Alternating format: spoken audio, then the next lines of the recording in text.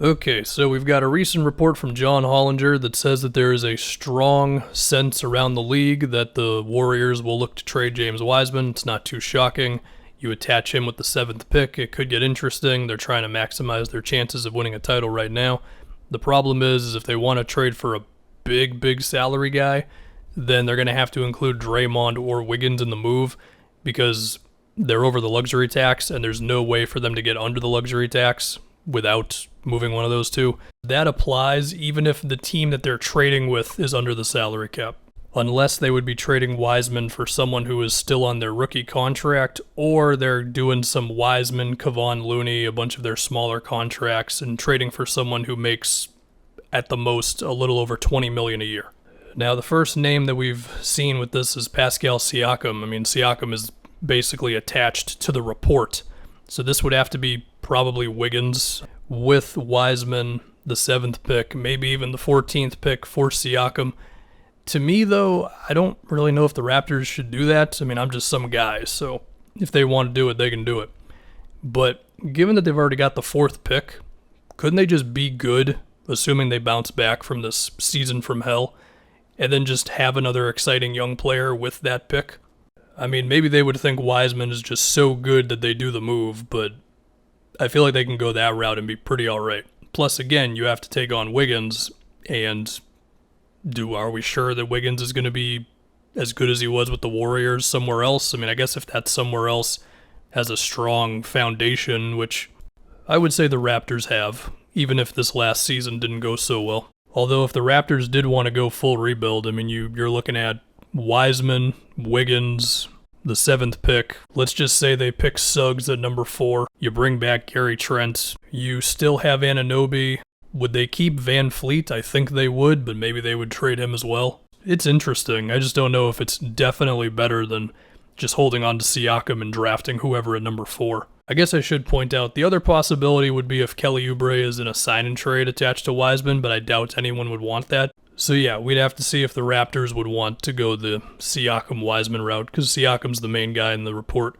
If we think about non-Siakam other Wiseman trades, I mean, there's always the Bradley Beal potential if he wants out of Washington, but there would be a lot of offers, and there's no telling if the Warriors could put the best one together. Also, again, the Wizards probably have to take on Wiggins, and I don't know if they'd want to do that. The other star with the trade beacon on them right now is Dame. Even then, I still don't really think that's going to happen this offseason. And also, similar to Beal, there would probably be a better offer out there. And so after that, man, as it is with every trade I do, I can't find the perfect one. I mean, I can throw some Gordon Hayward for James Wiseman and Wiggins move at you, but I don't feel super confident about that one. I'm sure the Warriors would love Jeremy Grant, but I doubt the Pistons would want to do that. You would not need Wiggins in that move because you could do the Wiseman with smaller contracts thing, but still, I would rather just keep Jeremy Grant if I'm the Pistons. There's like Wiseman for Colin Sexton. I guess that's a possibility. I'm not really banking on it.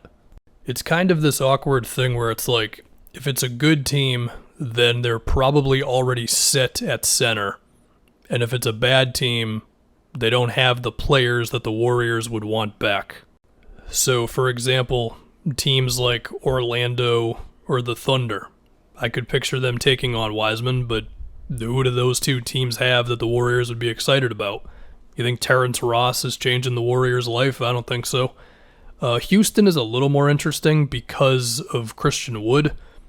Like, would they give up Christian Wood for James Wiseman plus picks? I guess it's a talking point. Christian Wood's definitely better right now. The only things left that I can think of are sign-in trades where either Lowry or DeRozan want to go to the Warriors, but the same logic still applies. Would they want Wiggins, that type of thing? I mean, Wiseman on San Antonio would be interesting, and I mean, DeRozan would help out the Warriors right now, so I guess if you're really grasping for something, there you go. There is, of course, the nuclear sign-and-trade option where Kawhi wants to go to the Warriors.